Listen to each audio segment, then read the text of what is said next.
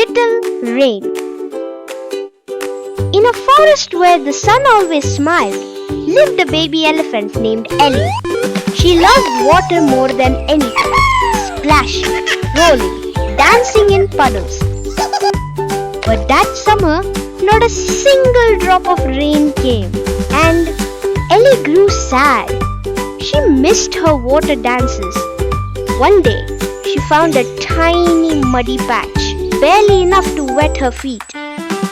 Still, she smiled and splashed, and the clouds saw her joy. And then drip, drop, splash, rain poured down. Ellie had brought the rain.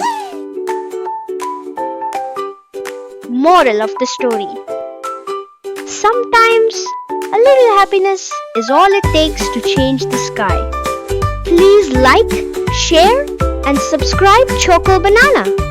Thanks for watching. Bye bye.